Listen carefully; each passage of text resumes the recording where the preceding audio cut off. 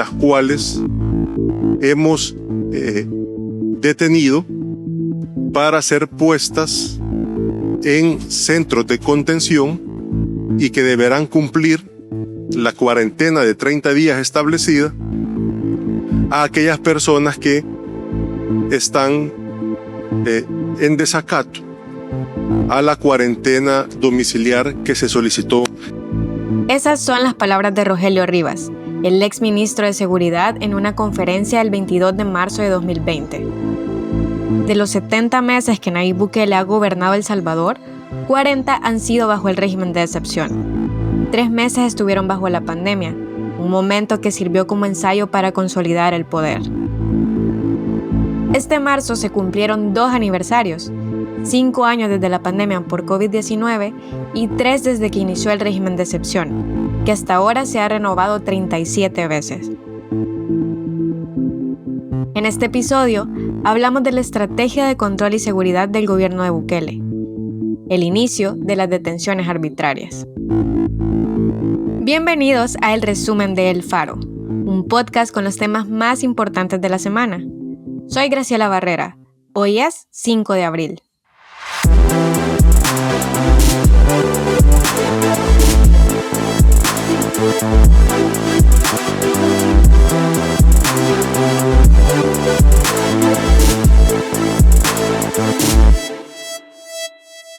Mientras en el mundo la regla era el aislamiento y morían miles de personas por la pandemia del COVID-19, El Salvador vivió en paralelo la suspensión de los derechos constitucionales, algo que no ocurría desde la guerra civil. Bukele, con el respaldo de la Asamblea Legislativa, decretó una cuarentena domiciliaria obligatoria a nivel nacional por 30 días el 21 de marzo de 2020. La medida, presentada como un intento por evitar la propagación del COVID-19, fue seguida de un control militar y policial en las calles y tenían el poder de detener a quienes, a su juicio, no respetaban las restricciones. Los cuerpos de seguridad arrestaron a personas que salieron a buscar alimentos o medicinas, y hubo otros casos más absurdos como el de un perro, Colmillo, y su cuidador retenidos en un centro de contención. La pandemia también fue el momento donde el gobierno dejó de seguir procesos de licitación para compras públicas, alegando que la emergencia obligaba a hacer las cosas más rápido. En noviembre de 2020, la Fiscalía descubrió que el gobierno de Bukele ocultó que 20 de los $31 millones que estaban destinados para compras referentes a la pandemia fueron entregados a empresas vinculadas a funcionarios y compañías que no tenían experiencia en el área de salud. En junio de 2020 terminó el confinamiento obligatorio. 2 años más tarde, en marzo de 2022, empezó el régimen de excepción que sigue vigente. Para entonces, Bukele ya controlaba los 3 poderes del Estado, después de que sus diputados reemplazaron a la Sala de lo Constitucional y al fiscal general. El régimen de excepción empezó tras la masacre de 87 personas en un fin de semana. Otra vez, le dio atribuciones a la policía y al ejército para hacer capturas. El régimen suspende derechos fundamentales a la población como la libertad de asociación, ser informado al motivo de una captura o tener acceso a un abogado.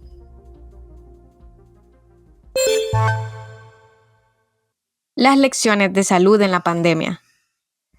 Oficialmente, el Ministerio de Salud solo reconoce 4.299 muertes por COVID en el país, pero la prensa gráfica reveló que entre marzo de 2020 y enero de 2023 hubo 15.956 fallecimientos relacionados con el COVID-19. Hablamos con Iván Solano, infectólogo y presidente del Colegio Médico. Yo creo que desafortunadamente no hemos aprendido las lecciones, tanto a nivel mundial como a nivel de nuestro país. Y sobre todo en nuestro país, que es lo que nos interesa, creemos de que no ha habido transparencia e información, que una pandemia o la pandemia del COVID en su momento no fue manejada por expertos en salud pública en nuestro país, sino fue manejada desde el punto de vista con visión política de un problema de salud pública, porque se nos negó demasiada información. Esa ha sido, digamos, la evolución, y actualmente el COVID en nuestro país es una enfermedad que se quedó, una enfermedad endémica, ¿no? Vino a engrosar los más de 100 virus que existen que pueden llegar a producir infecciones respiratorias agudas o la famosa gripe, ¿verdad?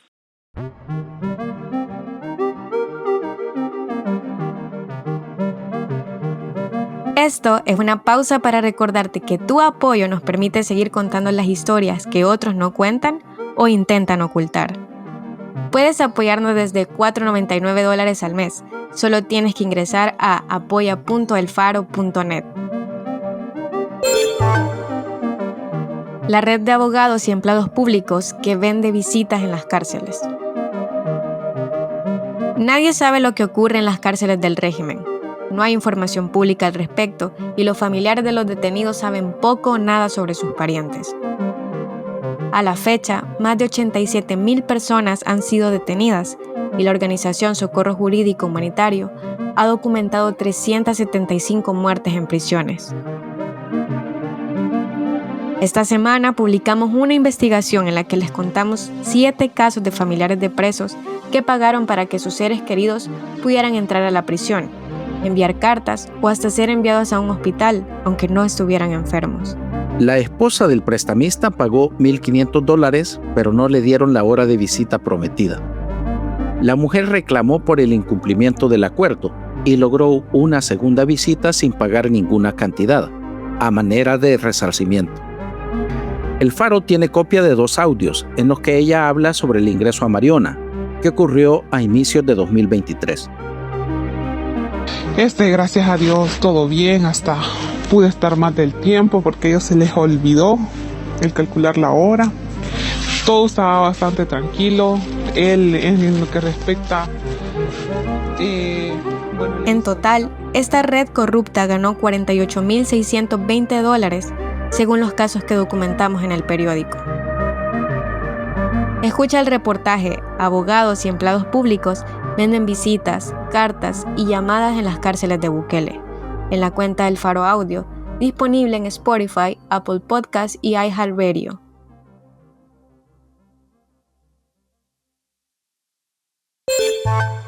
El Salvador está incluido en la lista de pago extra de aranceles de Estados Unidos.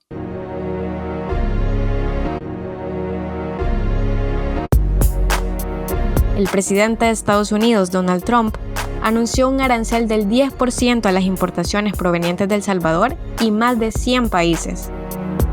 La medida fue tomada mediante una orden ejecutiva firmada por Trump, quien declaró una emergencia económica nacional y actuó sin la autorización del Congreso, amparándose en la Ley de Poder de Emergencia Internacional de 1977. April 2nd, 2025 will forever be remembered as the day American industry was reborn, the day America's destiny was reclaimed, and the day that we began to make America wealthy again. En 2024, El Salvador exportó 2.174.9 millones a Estados Unidos.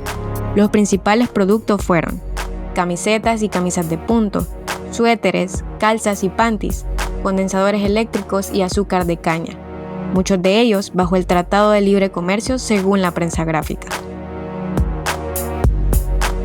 En la larga lista hubo 2 países ausentes. Ni México ni Canadá fueron mencionados durante el anuncio, pese a que ambas naciones han recibido constantes amenazas de Trump desde el inicio de su mandato.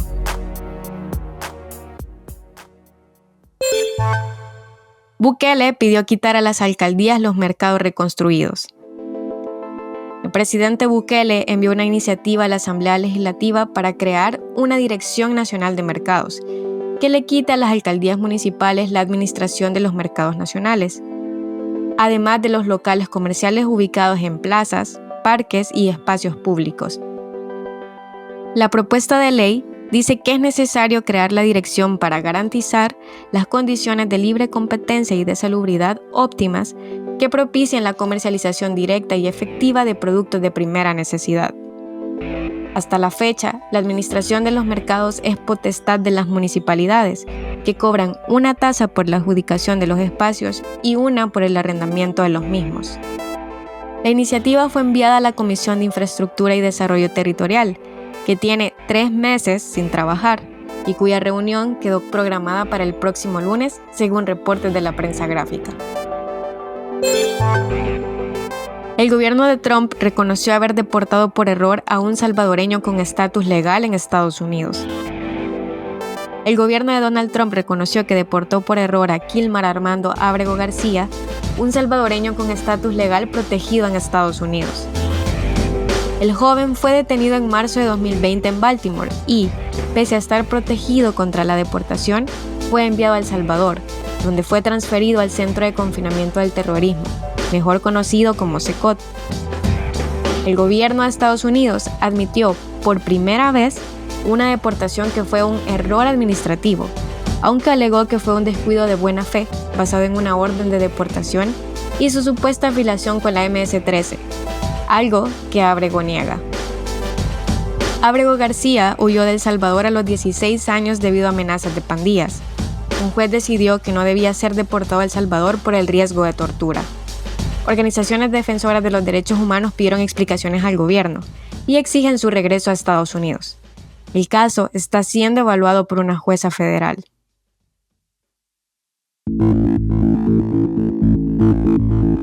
Aquí termina nuestro episodio de hoy del resumen.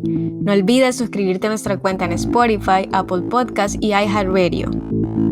En la descripción de este episodio encuentra los enlaces a nuestras redes sociales. Visita nuestro sitio web y suscríbete a nuestro canal de WhatsApp para más actualizaciones. El Resumen es un podcast original del Faro. Gabriela Cáceres es nuestra productora. Gabriela y yo escribimos este episodio. El editor es Nelson Rauda. La producción de sonido y la música es de Omnium.